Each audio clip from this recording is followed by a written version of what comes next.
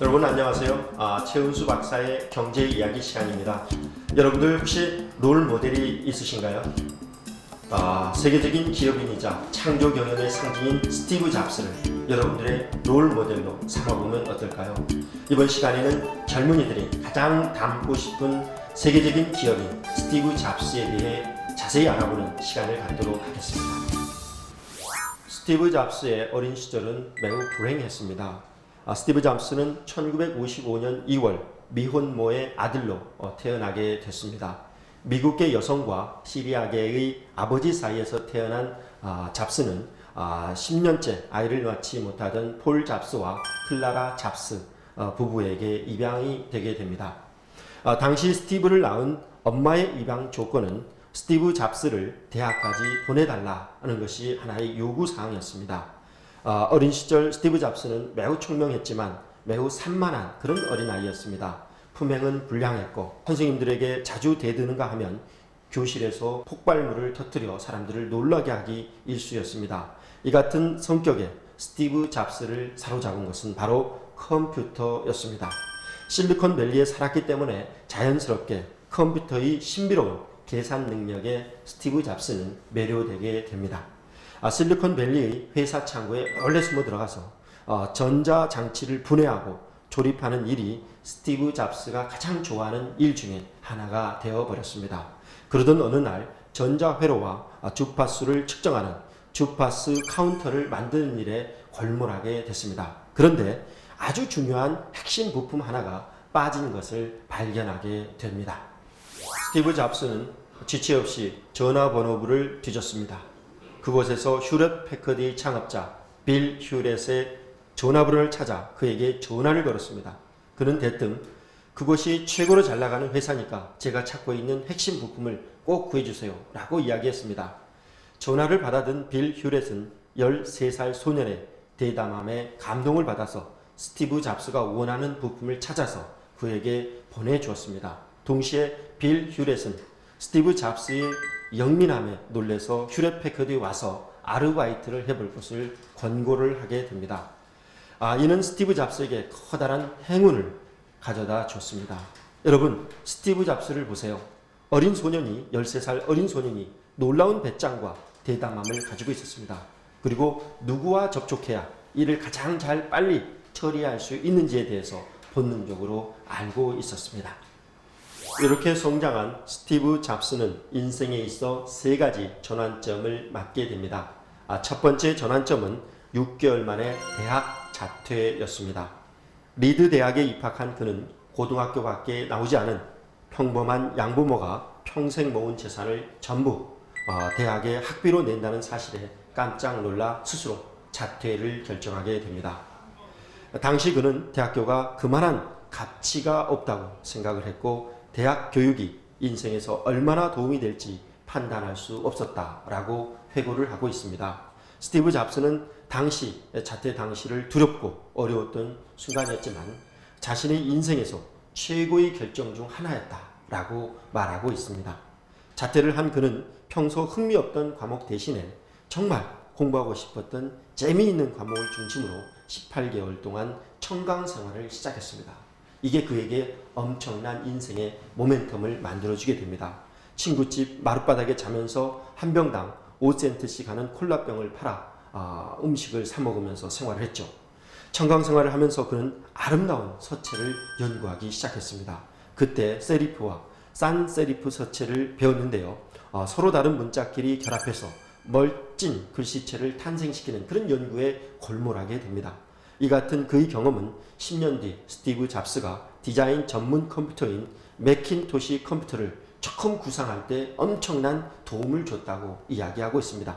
매킨토시는 아름다운 타이포그래피를 지원하는 첫 번째 컴퓨터가 됐기 때문입니다. 스티브 잡스는 운명의 힘을 이처럼 믿고 있었습니다. 자신이 대학을 자퇴하고 서체 수업을 듣지 못했다면 오늘날 아름다운 컴퓨터용 서체를 연구해내지 못했을 것이라는 그런 이야기죠.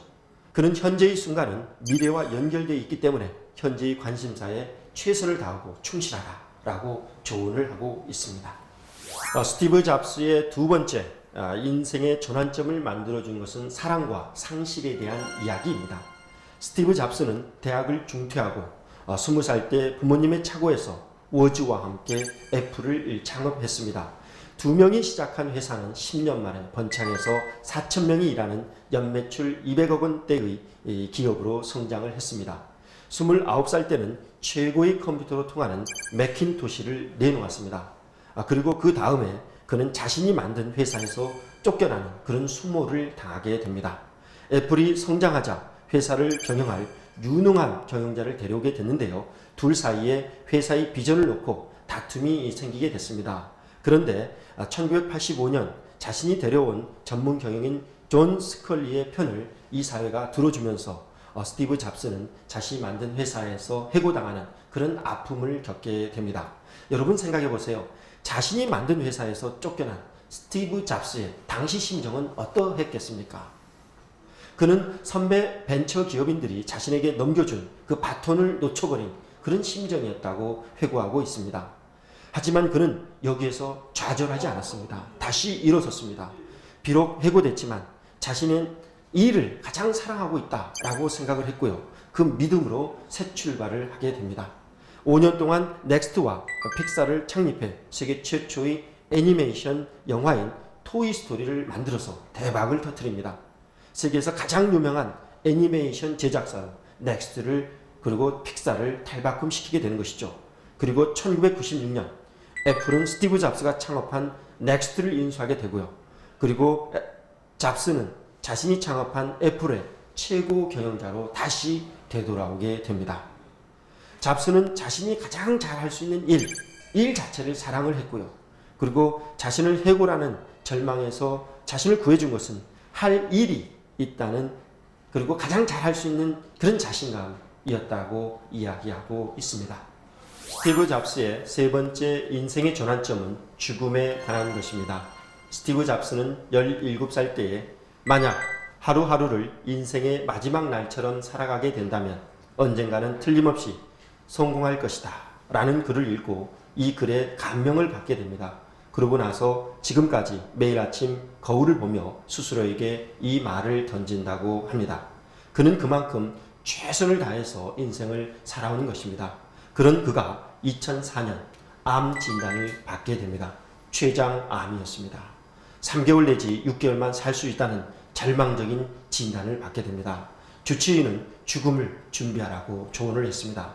하지만 스티브 잡스는 살 수 있다는 희망의 끈을 놓치지 않았습니다. 수술을 받았고 그는 다시 살아났습니다. 그리고 위대한 경영자로 다시 변신을 했습니다. 살아난 그는 창조적인 아이디어를 동원해서 MP3인 아이팟을 개발하고 이어서 스마트폰인 아이폰과 아이패드를 동시에 내놓으면서 세상을 깜짝 놀라게 만들었습니다. 여러분, 스티브 잡스는 시간은 여러분을 기다려주지 않는다라고 이야기하고 있습니다. 인생을 낭비하지 말라는 이야기입니다. 방황하지 말라는 이야기입니다.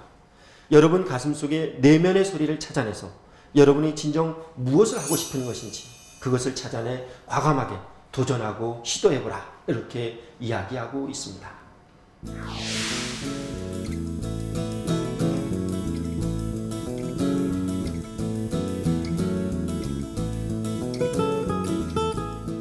여러분, 이번 시간에는 창조 경영의 상징인 스티브 잡스에 대해 알아보는 시간을 가졌습니다. 스티브 잡스는 매일 거울을 바라보면서 늘 배고파라, 늘 어리석어라 이 두 가지를 자기 자신에게 이야기했다고 합니다. 배고파라고 하는 것은 만족하지 말고 열심히 하라는 이야기고요. 늘 어리석어라는 것은 자만하지 말고 더 열심히 배워라 하는 뜻입니다. 여러분, 꿈과 비전을 향해서 얼마만큼 이렇게 열심히 달리는 자세를 갖고 있는지 한번 생각해보는 시간을 가졌으면 합니다.